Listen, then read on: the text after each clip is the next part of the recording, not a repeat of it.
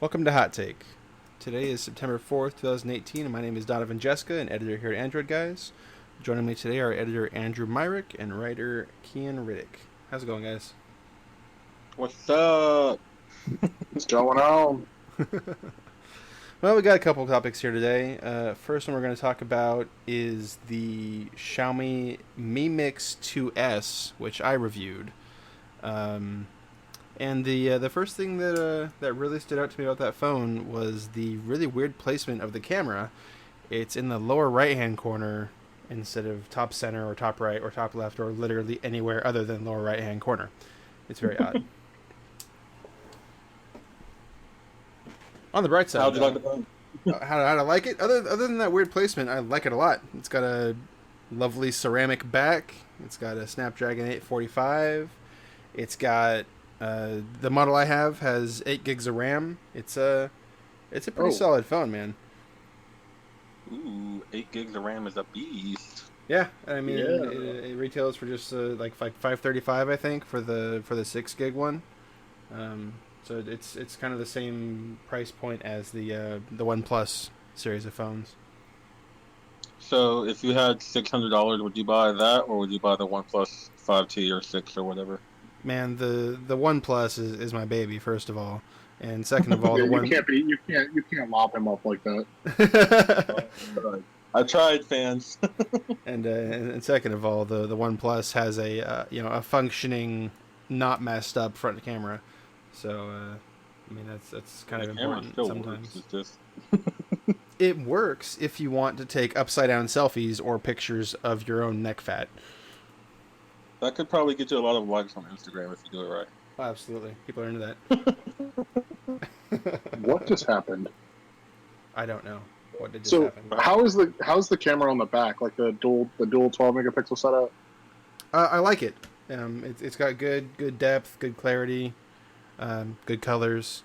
I mean, I'm not a photographer, so I don't really have anything technical to say about it. But for my purposes, it was very good.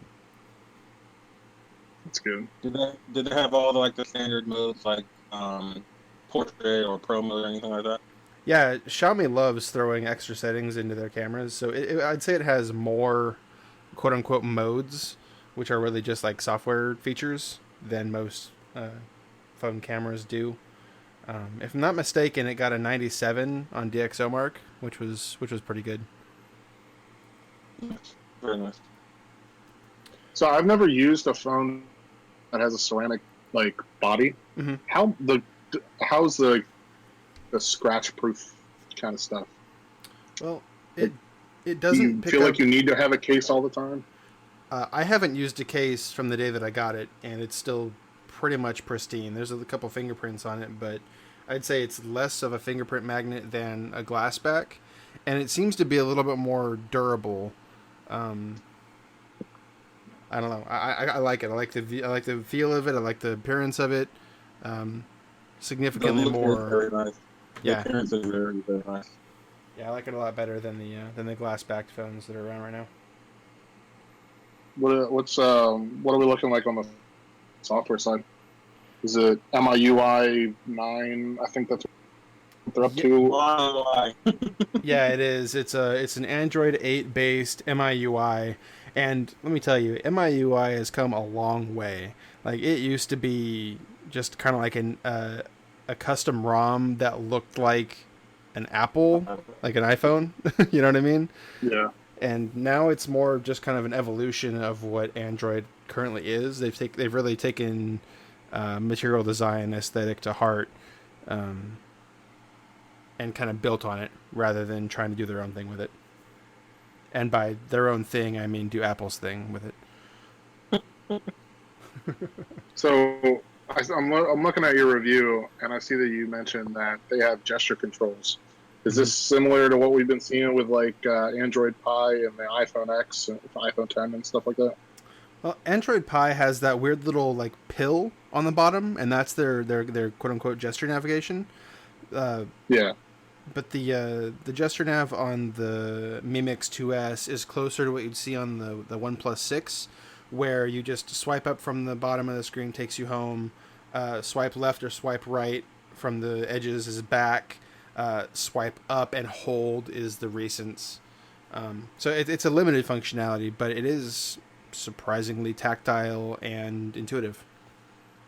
Is it fluid though? Like, if you do that swipe up and hold to see recents, does it actually do that action, or do you need to wait a little bit? It's actually faster and more quicker, I guess you'd say, than the OnePlus 6, where you have to kind of hold it for half a second. The Mi Mix, you really have to hold it for like, I don't know, a quarter second or a third of a second, and it feels really nice because you drag it up, and the second you hold it, it's already brought up the recents. As long as you're not just, yeah,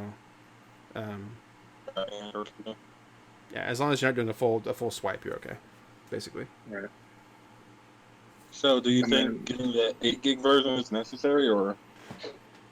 It kind of depends on what you're doing. If you're looking to run Fortnite on max settings, then yeah, you might need 8 gigs. You might need that 945 Snapdragon. But if you're a casual user, I'd say the 6 gig is fine. I mean, really, a 4 gig is fine if you're just using a phone. But I think the 6 gig and the 8 gig really make it a little more future proof. A year from now, it'll probably still be just as snappy as it was the day I got it. Okay. Because it isn't a Samsung phone. I got one more question for you. Go. How's battery? It's okay. It's not great. It's not wonderful, but it's pretty good. It's got I think it was a 3400 milliamp hour battery, which is a hair higher than what you see on the OnePlus and about on par with what you'll see with the other flagships. But it kind of seems like the MIUI skin handles battery drain a little bit better than what you'd see on an average flagship. So you might get a little bit better battery life. The idle usage is better for MIUI. We lost you there for a second. Can you say again? Oh, I was saying like the idle time is better for MIUI. Yeah. When you just kind of leave it in your pocket when you're not using it, it drains very slowly. But that's kind of the same about a lot of phones. If you don't have a lot of background processes, it drains a lot slower than if you do. Yeah. Well, these like Mi Mix phones have always like intrigued me, but I've never been able to like play with one myself. Yeah, the like Xiaomi and Alcatel and some of those other Chinese brands, they always have really interesting looking phones and interesting concept phones, and we never really get to see them here in the States because we have so many other larger, more well-known companies, and there's kind of an inherent bias against Chinese companies, I'd say, in the States. So it was definitely like Alcatel. They only bring their like budget phones, or we only use their budget phones, so we think of them as a budget company, not knowing that they have higher end stuff. Right. Yeah, Xiaomi is a huge company, but here in the States, we're like, oh, what's that, right?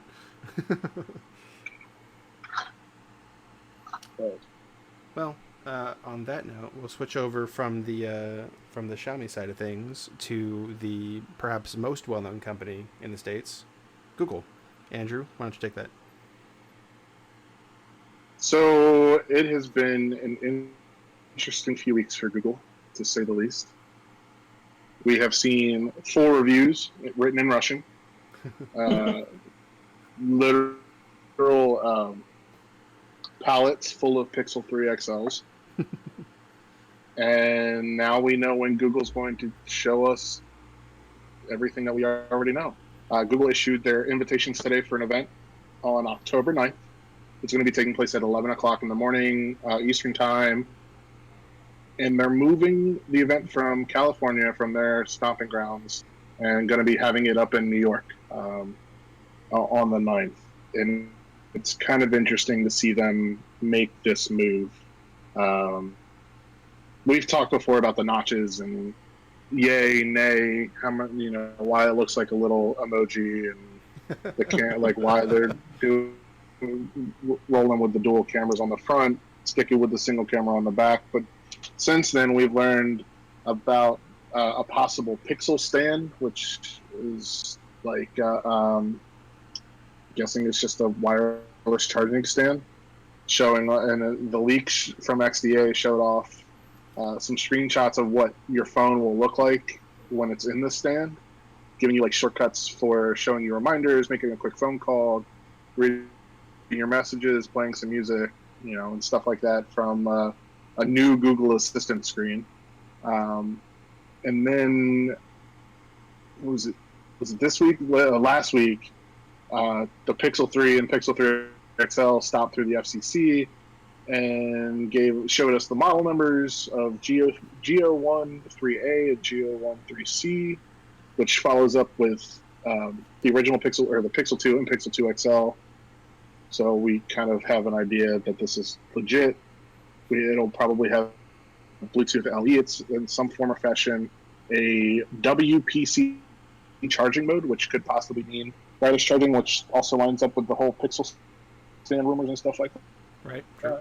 But Google was not supposed to just be unveiling a new set of flagship smartphones. The company was also expected to show off its new Pixel Watch, supposedly with a new Snapdragon Wear processor. But a recent interview with Tom's Guide, Google confirmed that there will be no Pixel Watch this year. Miles Barr, who is Google's director of engineering for Wear OS, said, "To think of a one-size-fits-all watch, I don't think we're there yet," which is really disappointing to hear from Google directly. Yeah, I mean, Google, so now that Google watches have been rumored for years now, and we never seem to get one. But I mean, I agree. I don't feel like there's a one-size-fits-all watch, even though Apple wants to think it is. Yeah, but go ahead, Andrew. I feel like the Apple Watch is the closest thing at right now, but Android needs something, and I would be more interested to see why Google said no. Said we're not doing it yet. I'm not sure. I know, if I use an Apple Watch sometimes only because that's the only watch I can use with Apple. If there were other options, of course, I would probably go to them, because I'm more of a design than a rugged style. So if Google puts out or shows us a watch and they show us different options, like how they did, what was it, last year, 2 years ago with the LG style and LG whatever, and if it did something like that, then I would definitely be interested in the Pixel Watch, like a Pixel Watch Classic and a Pixel Watch Outdoorsy. So hopefully they do come back with something amazing. I hope so. I mean, Google really needs to set the standard the same way that they do with Pixel phones. Pixel phones kind of set the baseline for what a modern Android phone should be, and I think Google needs to do the same thing with Android Wear, because right now, Wear smartwatches are just kind of floundering in the water. Wait, so to play devil's advocate for a second, how does Google set the trend or set the standard for Android smartphones when they don't release their hardware until October? Because we see flagship Android smartphones, i.e. the Galaxy line, release in March and April, and doesn't that set the standard? Aren't more manufacturers focused on competing with Samsung versus trying to take on Google? Yes, absolutely. What I mean, they're more so shipping out hardware to support their software. That's basically what Google's doing as far as setting a standard. They're showing you how you can make hardware that easily and effectively taps into the software that they're putting out. Right. And what I mean by setting the standard, I don't mean that that's like the be-all, end-all of Android smartphones. What I mean is when Google puts out a Pixel, they're saying this is what an Android phone that uses this current software should be. And then the following year in spring, Samsung releases their S line, improving upon what Google set out. Does that make sense? That's fair. Yeah, no, that makes sense. So it's not so much as Google releasing late in the calendar year as it is releasing early in Android's calendar. Yeah. That's fine. Yeah. But so I want to go ahead. I was going to say, back to the Pixel event. Since they teased that it's going to be more than just Pixel phones, besides showing off the Pixel Watch and, of course, the Pixel Stand, which is, I don't know how excited I can be about that. Do you guys think there will be other stuff? I hope so. I mean, Andrew's been over here playing Mr. Tinfoil Hat. What do you think they could be bringing out, Andrew? So, thank you for the segue. Got you. Putting on my tinfoil hat, I think that there could be a very, like, maybe 5% chance, probably less, that the phones that we've seen that have been leaked aren't actually the Pixel 3 XL that we're going to be getting. No, Andrew. That'd be really I impressive. know it's tinfoil hat time, but if Google wants to make a bang, like if they want to shock everybody, and which would in turn should result in sales, that's the way to do it. They placed all of these leaks. Like even the one from last weekend where like the Pixel 3 and the Pixel 3 XL got left in a lift. Mm-hmm. Like they've got to be well placed, and they have been. And there's been way too many of them. There's been there are full written reviews of people who have the Pixel 3 XL in their hands right this second that have been published in other parts of the world.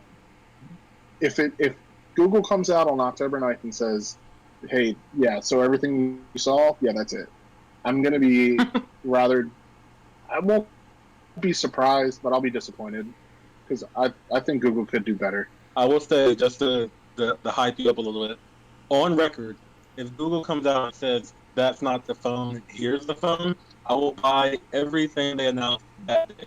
You're gonna buy everything anyway, Kian. No, I'm not. That's not my plan. My plan is just to upgrade my phone because I don't care about the Pixel Stand. I don't really care about the Pixel Watch, honestly, just to tell you the truth. And I'm not looking for an upgrade in like a Chrome Pixel book. I hope they release 3 different versions of the Pixel book so you can buy every single one. And then in turn, I will buy one of those from you. You know what is interesting about the phone being left in the lift is it was the driver that found it, recognized it from the leaks, and then reported it. Right. Like, how likely is that exactly? That seems kind of unlikely to me. The percentage of that is when I was doing the research for the announcement post on Android Guys, like the post from Android Police said that the guy actually uses a Pixel 2 or a Pixel 2 XL, so like he has an idea of what like a Google phone will look like. Okay, that's fair. But at the same time, the likelihood of it happening, the guy taking the time to take the pictures, send them to David Ruddick or whoever else over at AP, and then calling the guy who left it behind back and saying, "Hey, you left your phone here. Sorry."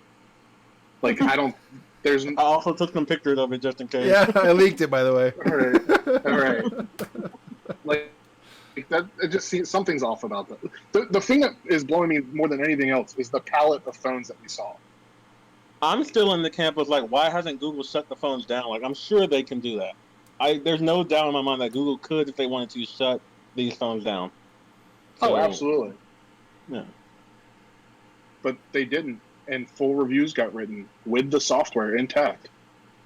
That would be the ultimate trolling campaign. It'd be like just. It'd be meta. Dude, it'd be so meta. It would be so good. It'd be so good. The question is, do we give Google that kind of credit for being that good? I mean, Google's pretty good, but do we give them that kind of credit? If they really want to make a dent in the market, they have to. They really do, and that would make a dent too. If they really want to fight Samsung and Apple, that's the way to. You got to do that shock and awe. Yeah. Because what they've been doing the last 2 years has not been working. I'd be so much bigger as a Google fan than I am now if they did that. I don't want to let that hype get to me. I might sell my iPhone X if they do that.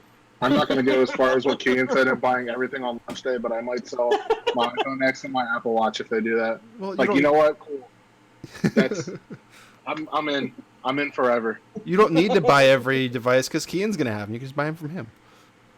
Yes, yeah, but he's going to only buy one phone. I can't buy both phones. I got to buy one of my own. No, he's going to buy all the devices, remember? Not every single one, just like one of each. Calm Yeah. down. Yeah, one of Stop trying to make each. me broke, So Dono. 1 So you're 3, gonna get a 1 3 Pixel 3. XL, exactly. Right. The Pixel Watch, the Pixel Stand, the Pixel Book 1, 2, and 3, because there's going to be No, 3. no, no, no. I'll buy You're one. gonna I'll buy buy you're gonna a buy the stand. I'll Google buy Home a Max phone.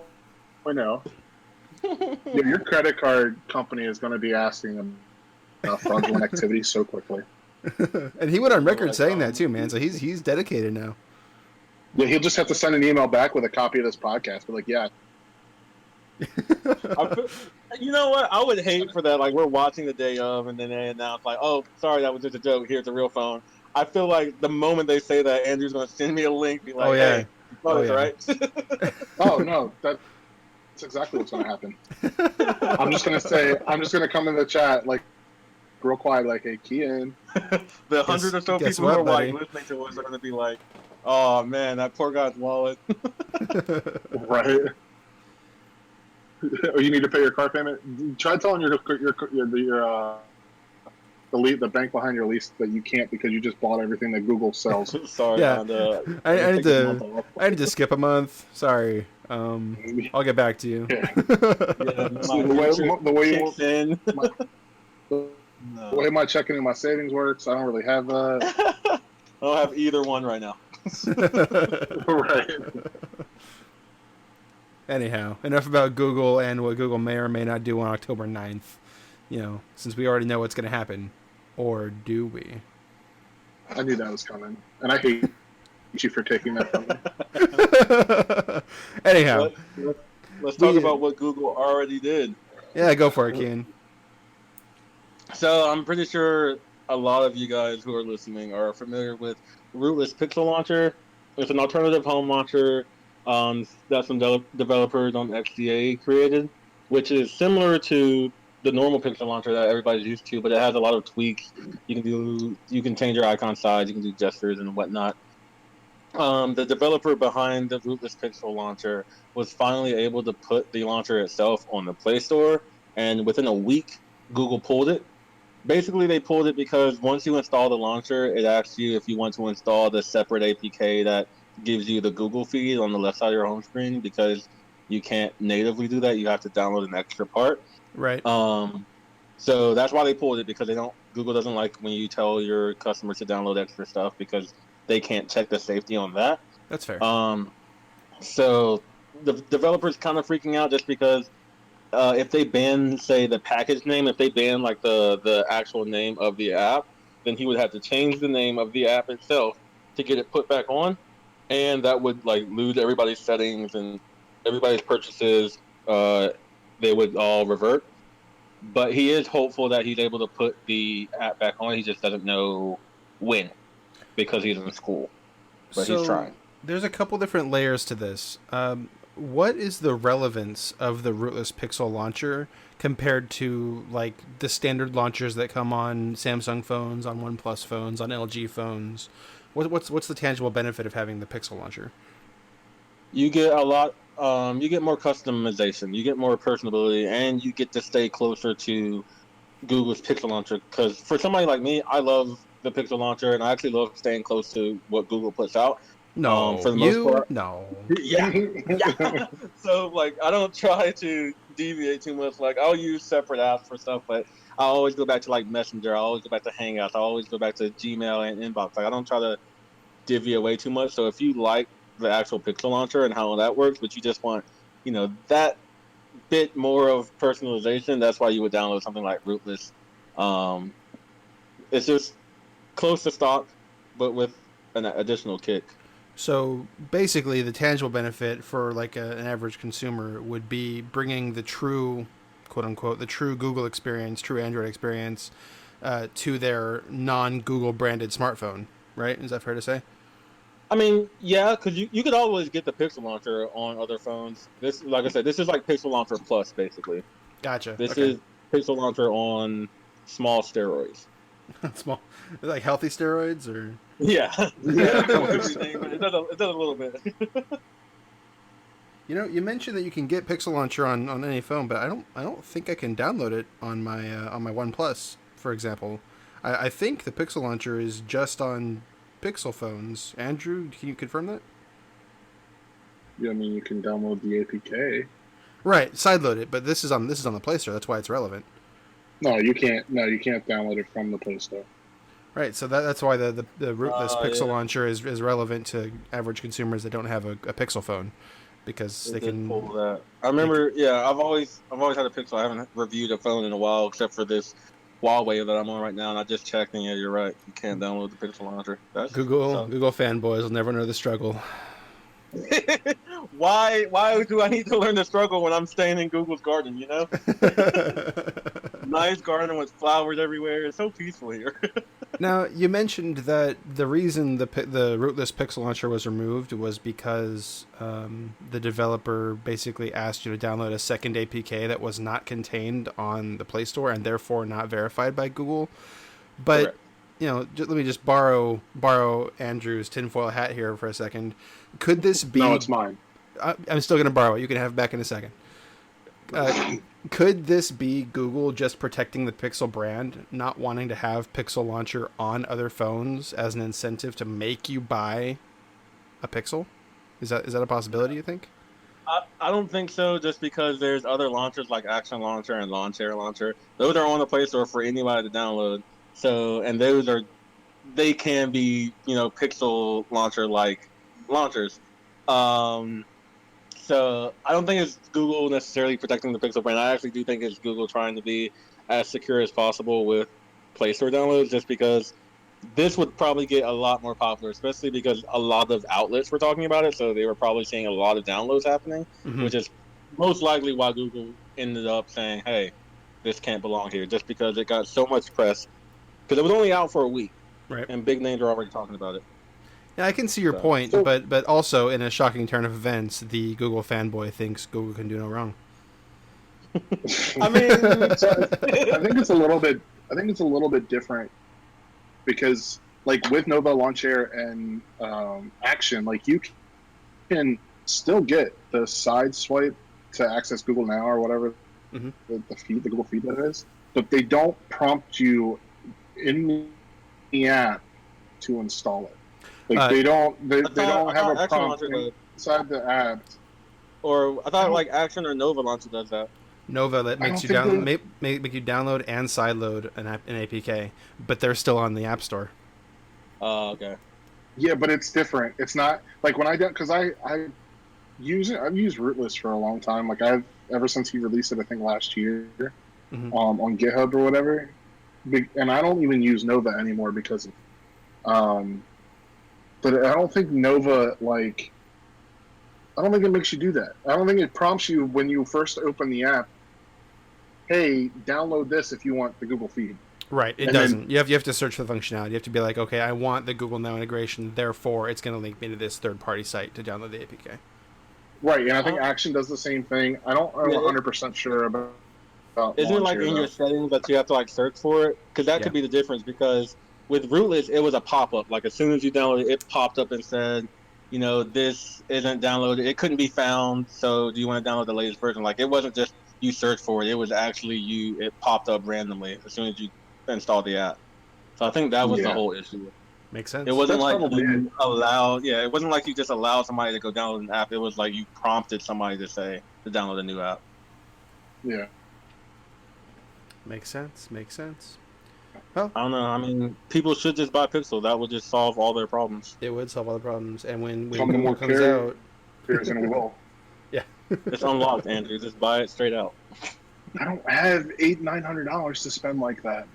I need to pay $250 down and then break it up. You have an iPhone 10 though. Yeah, and I paid $250 down and I paid $30-something a month. Stuck on that. Always with the excuses, Andrew. It's okay. Well, on that note, before we get into a full-blown brawl here, that'll do it for today. Thanks for joining us. If you liked what you heard here today, please consider subscribing on Google Play Music, iTunes, Pocket Casts, or anywhere else you can find podcasts. Please also be sure to head over to AndroidGuys.com and click on the link for this podcast. Not only do we post the sources for all our stories, but you can also find out more information on our sponsor, Blue Microphones. If you like how we sound, you should head over to the post for this podcast to get a 20% discount code. We love our Blue microphones, and we're not alone. Blue is an award-winning company and the driving force behind professional musicians, internet creators, and countless elite gaming teams and Twitch streamers. Some of them scream. Most of them don't. They're streamers. Their Blue Yeti USB mic is the internet's most popular microphone. Me and Andrew are currently using those. Kian is currently telepodcasting from his phone. For Andrew and Kian, I'm Donovan Jessica. Thanks for joining us. We'll see you next time.